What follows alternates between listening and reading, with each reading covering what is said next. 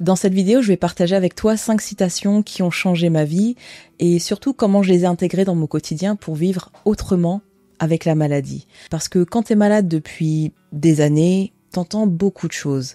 Mais il y a certaines phrases qui te restent. Elles deviennent comme des repères, elles deviennent comme des ancrages. Et puis surtout, elles t'aident aussi à continuer même quand t'as plus de force. Donc, j'en ai sélectionné 5 pour cette vidéo. Ces 5 phrases, elles changent encore ma vie aujourd'hui. Et bon, honnêtement, le choix, il n'a pas été facile, hein. Mais en tout cas, la dernière que je vais te partager, c'est vraiment celle qui me booste encore aujourd'hui, tous les jours. Et puis même d'ailleurs dans tous les domaines de ma vie et au-delà de la maladie. En tout cas, j'espère que ces phrases, elles t'aideront, toi, justement, dans les moments où peut-être on aura le plus besoin. Et d'ailleurs, s'il ne serait-ce qu'une seule de ces citations, elle devient un ancrage pour toi. Alors franchement, là, cette vidéo, elle aura vraiment eu du sens. Donc c'est parti. Première citation. Tout peut être enlevé à l'homme, sauf une chose. La dernière des libertés humaines, le choix de son attitude face à un ensemble de circonstances pour décider de son propre chemin.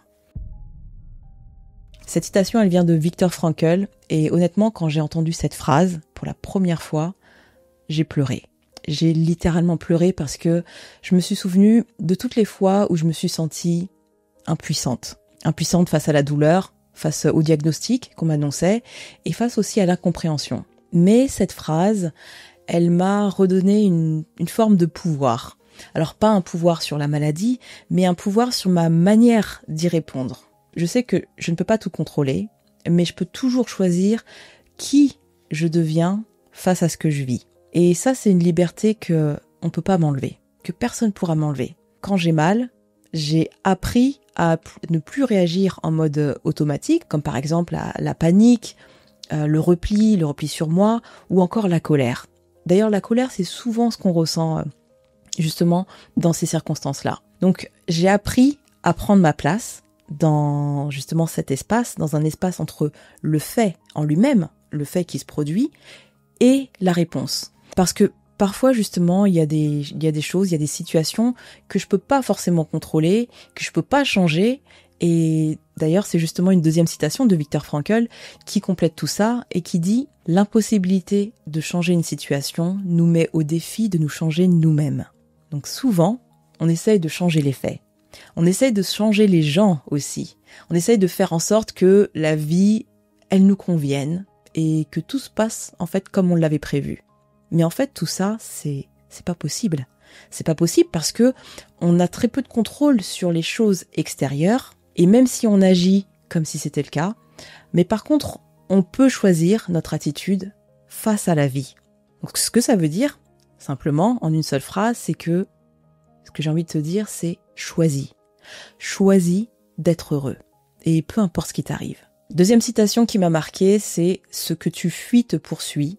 Ce à quoi tu fais face s'efface. » Pendant des années, j'ai fui la douleur. J'ai fui la maladie. J'ai fui, en fait, tout ce qui pouvait me faire du mal. Tout ce qui pouvait me faire du mal, là, dans mon corps. Tout ce qui pouvait me faire du mal, là, dans ma tête. Et là, dans mon cœur. Et donc du coup, je faisais comme si tout allait bien. Et puis, j'ai commencé à avoir des symptômes physiques, et puis ensuite certains diagnostics médicaux. Et de là, j'ai commencé à fuir la douleur. Et j'ai commencé à sombrer dans la souffrance. Et je me suis rendu compte que plus je la fuyais, et plus cette douleur, cette souffrance, elle grandissait, et plus mes symptômes, ils explosaient. Et jusqu'au jour où j'ai décidé de faire complètement le contraire. J'ai fait tout le contraire, j'ai tout arrêté. Je me suis arrêtée, en fait, et j'ai regardé la réalité en face, c'est-à-dire les symptômes, et je me suis dit, ok, vous, les symptômes, là, vous êtes petits, vous êtes gros parfois, vous n'êtes pas mignons du tout, mais qu'est-ce que vous essayez de me dire ? Et là, j'ai commencé, en fait, à être vraiment mieux, à être un peu plus heureuse, à partir du moment où j'ai arrêté de fuir tout ce qui me faisait peur. J'ai arrêté de fuir la maladie. J'ai arrêté d'être en combat contre moi-même et contre mon propre corps. Mais par contre, ce que j'ai fait, c'est que j'ai mené un autre combat. Et cet autre combat, c'était plutôt dans ma manière de vivre et surtout dans le regard que j'avais sur moi, sur ma maladie. Et donc tout ça, ce qui m'amène à la troisième citation qui est « C'est de l'autre côté de la douleur que se trouve la grandeur ». Cette citation, elle vient de David Goggins. Je t'en ai déjà parlé dans une vidéo précédente. Je te mettrai d'ailleurs le lien dans la description. Donc à l'époque, en fait, où j'ai découvert cette phrase, j'étais encore en mode guerrière. Je voulais dépasser la douleur, je voulais la pulvériser, je voulais la battre, je voulais me battre contre de toute façon tout et n'importe quoi. Et en fait, je suis allée trop loin et j'ai fini par comprendre que ma maladie, c'était pas mon ennemi. Ma maladie, par contre, c'était une épreuve. C'était une putain d'épreuve. Mais en même temps, je me suis rendu compte que c'était aussi un chemin. Que, en fait, la douleur, finalement, c'est un peu un terrain de croissance. Et aujourd'hui, cette douleur, je cherche plus à l'écraser. Je cherche simplement à grandir à travers elle. Et c'est là que la vraie puissance, en fait, elle commence. Donc, je vis la douleur, je la côtoie presque tous les jours. Je parle pas que de la douleur physique, hein. Je parle pas que de la douleur de la maladie. Je parle vraiment de la douleur de se dépasser. La douleur de se dépasser et de vouloir aller de l'avant, justement, pour se préparer à être encore meilleure dans ce monde, c'est-à-dire à être une meilleure femme, une meilleure maman, une meilleure aidante, une meilleure coach, une meilleure athlète, une meilleure enfant aussi pour mes parents, une meilleure sœur pour mes frères et sœurs, ou une meilleure amie. Voilà, c'est de cette douleur-là en fait que je parle. Cette douleur en fait qui me fait grandir tous les jours, cette douleur qui me rend heureuse finalement. Et moi je trouve qu'il n'y a rien de plus beau que de construire justement ce chemin avec la maladie. 4e citation, les habitudes, ce sont les intérêts composés du changement. Ça veut dire un petit pas aujourd'hui et un autre demain. Et puis un jour, après tous ces petits pas, tu te retournes, tu regardes et tu reconnais plus ta vie. Cette phrase, elle m'a vraiment marquée de James Clear parce que la vérité, c'est que elle dit la vérité. Le changement, c'est rarement quelque chose de spectaculaire. Le changement, c'est bien plus puissant comme résultat quand tu le répètes encore et encore. Et en fait, moi, au début, je pensais qu'il fallait que je change tout d'un coup. Je pensais qu'il fallait tout refaire, qu'il fallait tout corriger. Et donc, ça m'épuisait et j'en voyais pas le bout. Je voyais même pas non plus, en fait, de résultats qui me faisaient avoir un waouh, c'est génial, c'est ouf.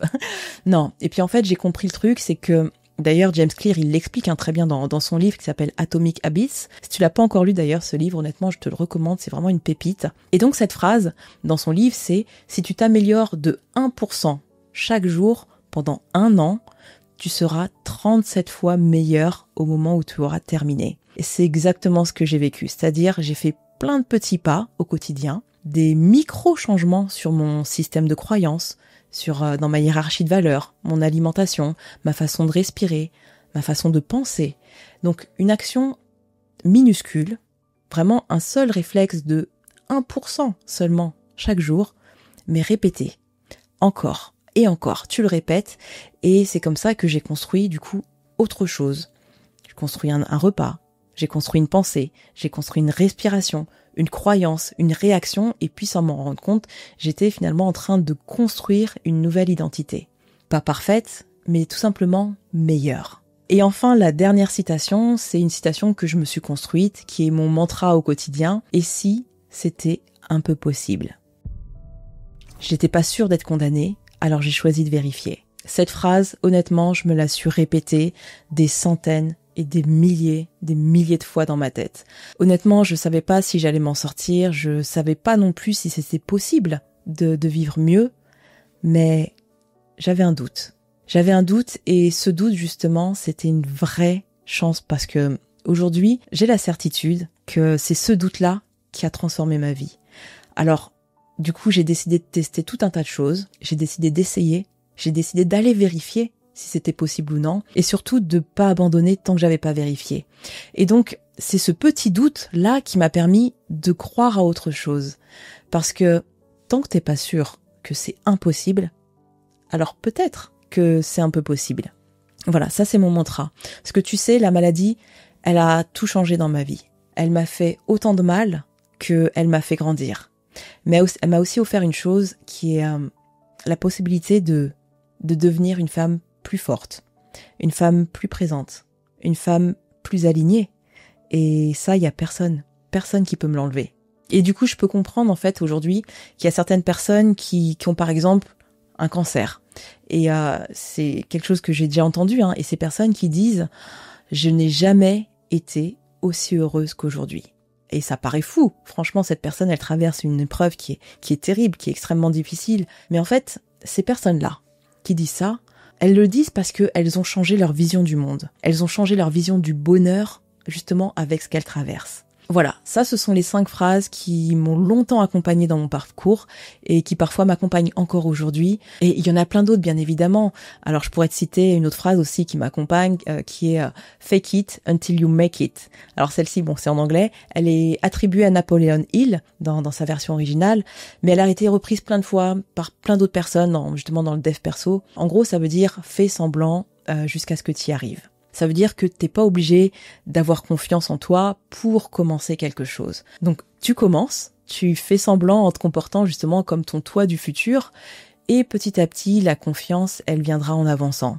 Et puis ensuite tu deviendras justement cette version de toi du futur. Tout ça, ça façonne finalement la personne que je suis et ma manière aussi de vivre avec la maladie. Mais aussi ça me permet du coup de réduire mes symptômes et juste d'être meilleure dans ma vie. Et si toi aussi tu veux faire comme moi, justement, tu veux aller plus loin dans ce chemin de transformation intérieure, j'ai préparé une vidéo gratuite pour sortir justement du mode survie, qui t'apprend aussi à te reconnecter à toi, de te reconnecter, de te retrouver plutôt une vie qui a du sens. Voilà, je te mets le lien, il est juste en dessous dans la description. Maintenant, je suis vraiment bien curieuse de savoir si pour toi aussi, est-ce qu'il y a une phrase, est-ce qu'il y a une citation qui t'a marqué dans ton parcours avec la maladie? Si c'est le cas, partage-la en commentaire, dis-moi tout ça parce que ça m'intéresse énormément et j'adore découvrir des nouvelles citations. C'est quelque chose qui me fascine, c'est quelque chose qui me donne de l'énergie. Donc dis-moi tes citations et je lirai tout ça vraiment avec une grande attention.